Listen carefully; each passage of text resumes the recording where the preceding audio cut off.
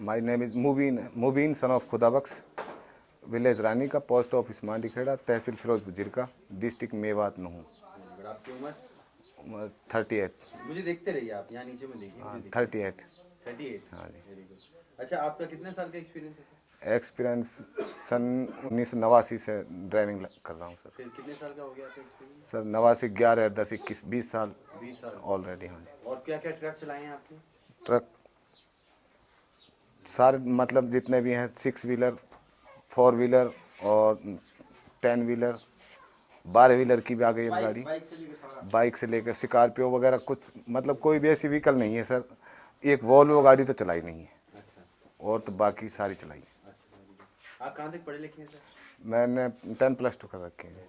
English वगैरह समझ लेते हैं? हाँ समझ लेते हैं, लेकिन इतना क्वालिफाइड ना हो। हाँ ठीक है, लेकिन बात हाँ समझ लेते हैं। हाँ जी, अच्छा, पढ़ भी लेते हैं? पढ़ भी लेते हैं, कोई दिक्कत नहीं है। अच्छा, और हिमाचल में चलाई है गाड़ी? हाँ परमाणु तक गए हैं जी, बद्दी वगैरह इनमें। असल में वहाँ बद्दी और परमाणु में ही एक जगह ऐसी है जहाँ मतलब इंडस्ट्रीज एरिया है, जैसे बद्दी है जी।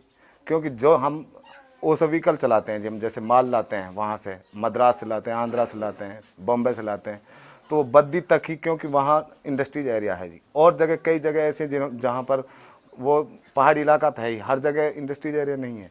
तो इसलिए माल जो अवेलेबल वहाँ होता है, डिलीवरी देते हैं जो, मतलब बद्दी और ज़्यादातर परमाणु की होती है, इसलिए और जगह नहीं जाता ड्राइवर, परमाणु तक हद हो जाती है।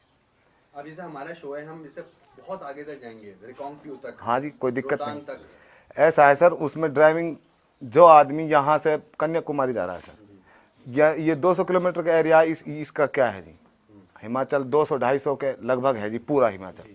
और वहाँ से 4000 किलोमीटर कन्याकुमारी पड़ती है। तो जब 4000 किलोमीटर जो ड्राइवर चला जाएगा, वहाँ 200 किलोमीटर में पहाड़ हो, चाहे रेगिस्तान हो, चाहे भूड हो, चाहे कुछ हो, उसमें कोई दिक्कत नहीं है। अच्छा, और कोई प्रॉब्लम नहीं है नो, आपको खाई वाई के? कोई प्रॉब्लम नहीं है सर, नो। Loaded truck? हाँ जी, लोडेड ट्रक हो, अंडर लोड हो, कोई दिक्कत नहीं सर। कुछ ऐसी चीजें जो आप दिमाग में रखते हैं, ऐसी कोई खतरनाक जगह चलाते हुए हिमाचल की तरफ?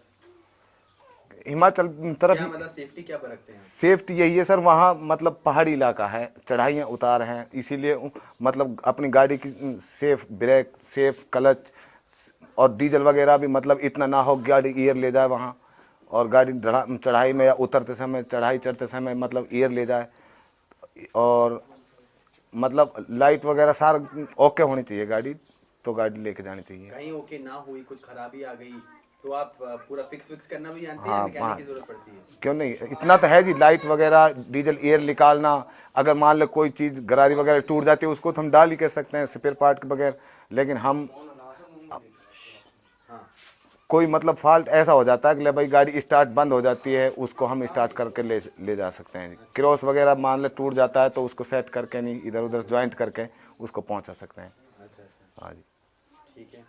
और बाकी जैसे 12-10 घंटे आपने ड्राइव कर लिया, उसके बाद फिर रिलैक्सिंग के लिए क्या करते हैं? सर उसमें ड्राइविंग तो हम करते ही हैं उसमें, लेकिन रिलैक्स मतलब उसका होगा रुकने के लिए, आराम के लिए। तो उसमें एक, जैसे हमने 24 घंटे गाड़ी चलाई, थकान तो होती है सर, उसमें 1-2 घंटे चाय वगैरह पीने के बाद में, या फिर अगर हमें मान लो नींद भी नहीं आती है, तो आँख मीचना हमें बहुत ज़रूरी होता है।